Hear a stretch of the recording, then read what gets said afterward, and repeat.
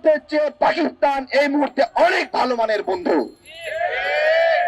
ভারতের চেয়ে চায়না এই মুহূর্তে অনেক ভালো মানের বন্ধু। এই বন্ধুত্বকে গ্রহণ করে ভারতীয় আগ্রাসনকে রুখে দিতে হবে। আজকে আমাদের পক্ষ থেকে কিছু কথা বলবো, আপনারা খেয়াল করবেন।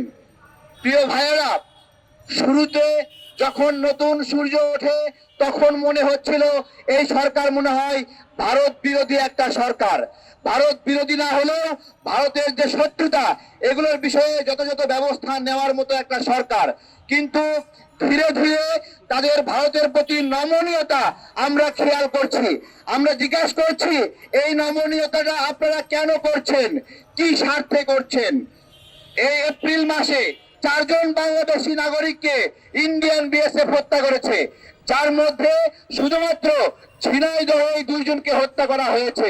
প্রিয় গণমাধ্যমের ভাইয়েরা, আপনাদের মাধ্যমে এই পররাষ্ট্র মন্ত্রণালয়কে প্রশ্ন করছি, গতকালকে ঝিনাইদহ মহেশপুর সীমান্তে যে বাংলাদেশি নাগরিককে হত্যা করা হলো, পররাষ্ট্র মন্ত্রণালয়ের পক্ষ থেকে কোন প্রকার নিন্দা বিবৃতি জ্ঞাপন করা হয়েছে কিনা?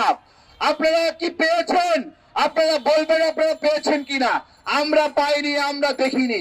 সেই কারণেই আজকে আমরা পররাষ্ট্র মন্ত্রণালয়ের গেটে দাঁড়িয়েছি যে তোমরা কি স্বার্থে বাংলাদেশি নাগরিক হত্যা করার পরেও কোন ধরনের নিন্দা প্রতিবাদ জ্ঞাপন করলা না। আমরা শুধু তাই নয়, আমাদের স্বরাষ্ট্র মন্ত্রণালয়, এর আগে একজন স্বরাষ্ট্র উপদেষ্টা ছিলেন, এখন আরেকজন আছেন, এখন 2 জনই বলেছিলেন যে এখন আর ভারতকে পিঠ দেখায় চলবেন না, আমার বিজিবি পিঠ দেখায় চলবে না।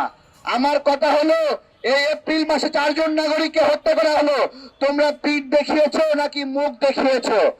প্রশ্ন করছি। সুন্দর সুন্দর কথা বলে মানুষকে মোহিত রাখে, মানুষকে মোহগ্রস্ত রাখে, এসব সুন্দর কথা আপনারা বলছেন, কিন্তু মানুষকে তো মরতে হচ্ছে। মানুষকে মরতে হচ্ছে না। ইন্ডিয়ান বিএসএফ বলে তারা আত্মরক্ষার্থে গুলি করেছে। আমার কথা, এ পর্যন্ত গত 10 বছরে 27 জন শিশুকে তারা গুলি করে হত্যা করেছে। এই শিশুগুলো, এই যে স্বর্ণদাস, সেও কি ইন্ডিয়ান বিএসএফ কে প্রতিরোধ করতে গিয়েছিল, যে কারণে তাকে হত্যা করা হলো? ফেলানি দাস, জীর্ণ শীর্ণ একটা মেয়ে, কাজ করে খায়, বিয়ে দিবে বাবা, ওই বিয়ের জন্য দেশে আসছে, তাকে মেরে কাঁটাতারে ঝুলায় রাখলো। সেও কি ইন্ডিয়ান বিএসএফ কে প্রতিরোধ করতে গিয়েছিল? সেও কি মাদক ব্যবসা করতে গিয়েছিল? প্রিয় ভাইয়েরা, বাংলাদেশ বিশ্বের একমাত্র সীমান্ত যেখানে বিরামহীন ভাবে বছরের পরে বছর ইন্ডিয়ান বিএসএফ আমাদেরকে গুলি করে হত্যা করছে। এই জন্য জরুরি, এইটা প্রতিশোধ নেওয়ার সময় ভাইয়েরা।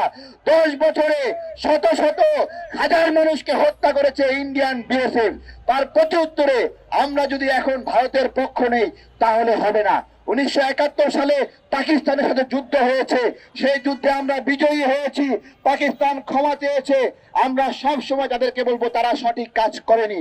কিন্তু 2025-এ এসে আমি বলতে চাই, ভারতের চেয়ে পাকিস্তান এই মুহূর্তে অনেক ভালো মানের বন্ধু। ভারতের চেয়ে চায়না এই মুহূর্তে অনেক ভালো মানের বন্ধু। এই বন্ধুত্বকে গ্রহণ করে ভারতীয় আগ্রাসনকে রুখে দিতে হবে। আজকে আমরা তোমাদেরকে বেতন দিচ্ছি, আমরা আমাদের কষ্টের টাকা দিয়ে। আরে একটা ভিক্ষুক সেও তোমাদেরকে ভ্যাটের টাকা দেয়। একটা ছোট বাচ্চা চকলেট কেনার সময় 15% ভ্যাট দেয়, সেই টাকা দিয়ে তোমার বেতন হয়। বিজিবির এই অস্ত্র, এই গুলি কি কারণে? আমরা জিজ্ঞাসা করছি। আমরা তোমাদেরকে আর বেতন দিতে বাধ্য নয় যদি ওই বন্দুক, ওই গুলি, ওই অস্ত্র আমাদের কোনো কাজে না লাগে। এই বিজিবি গণঅভ্যুত্থানের মধ্যে বাংলাদেশের ভিতরে ঢুকে বাংলাদেশের নাগরিককে হত্যা করেছে, গুলি করেছে, হাই রেঞ্জের গুলি করেছে। এই বিজিবির একটা গুলি ইন্ডিয়ান বিএসএফ এর বিরুদ্ধে কাজে লাগলো না ভাই। এত টাকা বেতন দেয় আমরা, এত বড় বিজিবি দপ্তর, এত বড় বড় অফিসার শুধু গরম গরম কথা বলে আমাদেরকে আকৃষ্ট করে। আমাদের কথা পররাষ্ট্র মন্ত্রণালয় আজকে আমরা অবরুদ্ধ করে রেখেছি। আমরা পররাষ্ট্র মন্ত্রণালয়ের ভিতর থেকে 1-2 জন সচিবকে আমরা বলবো আমাদেরকে পররাষ্ট্র উপদেষ্টার সঙ্গে কথা বলার সুযোগ করে দেন। আমরা জিজ্ঞাসা করতে চাই, ওনার হাঁটু কাঁপে কেন? আমরা এখান থেকে স্মারক দিয়ে স্বরাষ্ট্র মন্ত্রণালয়ে যাব।